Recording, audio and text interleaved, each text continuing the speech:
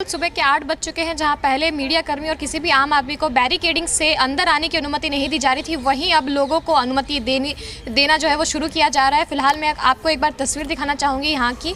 आप देख सकते हैं यहाँ पर किस तरीके से पुलिस की तैनाती अभी भी यहाँ पर है। सिक्योरिटी को लेकर के अभी भी जो व्यवस्थाएँ हैं वो काफ़ी ज़्यादा कड़ी देखने को नज़र आ रही हैं। साथ ही साथ अंदर की जो कुछ तस्वीरें हैं वो ये उसमें आपको देखने को मिल सकता है कि जितने भी जो खिलाड़ी हैं वो आज धरना प्रदर्शन देने के लिए जो कुछ तैयारियां हैं वो तैयारियां करने के लिए फिलहाल यहां से बाहर निकले हुए हैं। थोड़ी ही देर में उनका जो आने का सिलसिला है वो भी शुरू होगा और साथ ही साथ उनके आने के बाद जितने भी समर्थक हैं जो यहां पर लगातार उनको समर्थन देने आ रहे हैं, लगातार कई दिनों से 13 दिन हो चुके हैं, 13 दिनों से लगातार यहां पर पंजाब, दिल्ली और हरियाणा से खाप के जो प्रतिनिधि मंडल के जो लोग हैं वो यहाँ पर पहुँच रहे हैं। यहाँ पर जितने भी यहाँ पर पहलवान बैठे हुए हैं उनको जो है अपनी अपनी तरीके से समर्थन देने के लिए यहाँ पर जो है लोग जुटे रहते हैं। जैसे हमने देखा कि कल यानी कि जो 12वां दिन था प्रदर्शन का, वहाँ पर सबसे ज़्यादा भीड़ देखने को मिली। बहुत सारे लोग अलग अलग जगहों से ट्रेन में बैठकर जो है दिल्ली तक पहुँचे और उसके बाद जो है वो यहाँ प्रदर्शन स्थल पर आए और अपने अपनी तरीके से यहाँ पर प्रदर्शन दिया।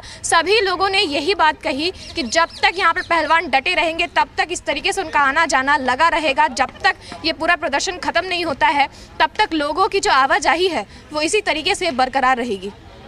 जी धन्यवाद। चलिए, और अनुष्का, अगर हम बात करें तो अभी तक क्योंकि जिस तरीके से हम पहलवानों का मूड देख रहे हैं, कल के बाद जिस तरीके से इस धरने में लोगों की भीड़ जुट रही है, इस बीच अहम यह है कि आज अनुराग ठाकुर का भी बयान आया है। अनुराग ठाकुर ने खिलाड़ियों से अपील की है कि वो धरने को खत्म करें और जांच होने दे, जांच के बाद कार्रवाई भी होगी। आपको लगता है कि खेल मंत्री के इस तरीके के अपील का कोई असर पड़ेगा?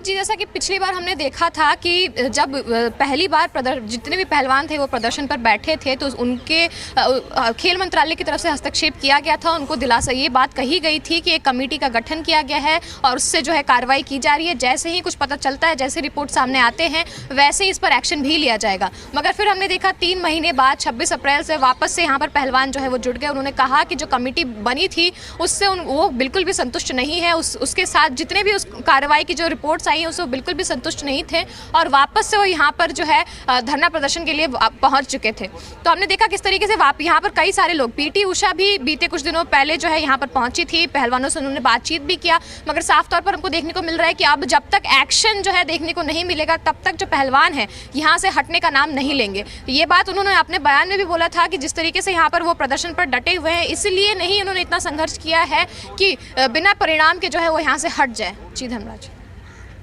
ठीक है, जो पहलवान हैं अपनी मांग पर अड़े हुए हैं और इस बार लगातार उनकी तरफ से कहा यह जा रहा है कि जब तक गिरफ्तारी नहीं होगी तब तक वो धरना स्थल को छोड़ने वाले नहीं हैं। इस बीच कल हमने बजरंग पुनिया को देखा। बजरंग पुनिया बार बार ये कह रहे थे कि आप हमें समर्थन करने के लिए आइए, लेकिन हमें राजनीतिक तौर पर इस्तेमाल मत कीजिए, क्योंकि हमें किसी दल का समर्थन नहीं चाहिए, हमें लोगों का समर्थन चाहिए। और क्या जो पहलवान हैं वो इस बात को समझ रहे हैं कि इस धरने का कहीं ना कहीं राजनीतिकरण हो गया है, लोग उनको आगे करके अपने राजनीतिक हित साधने की कोशिश कर रहे हैं? जी बिल्कुल, जिस तरीके से हमने देखा जब से प्रदर्शन शुरू हुआ तब से विपक्षी दल के जितने भी नेता हैं वो यहाँ पर आते गए और अपने अपने तरीके से यहाँ पर उन्होंने समर्थन देने की बात कही। और जिस तरीके से पूरा मामला हुआ, जब ये घटना हुई जिस बीच दिल्ली पुलिस और जो पहलवान हैं उनके बीच जो लड़ाई हुई, उसके बाद ये मामला सामने निकल कर आ रहा था कि राजनीतिक दल की जो पार्टियाँ हैं वो कहीं ना कहीं अपनी सियासी रोटियाँ यहाँ पर सेकने की कोशिश कर रहे हैं, जिसका यहाँ पर बैठे पहलवानों ने खंडन किया। उन्होंने एक PC बुलाई और साफ तौर पर कहा गया कि अगर कोई राजनीतिक दल इस तरीके से उनके जिस प्रदर्शन का राजनीतिकरण करता है तो उसका वो घोर विरोध करते हैं। और उनका सीधा सीधा यही मानना है कि ये जो पूरा प्रदर्शन है जिस उद्देश्य के लिए बना है उसको उस उद्देश्य से भटकाया ना जाए।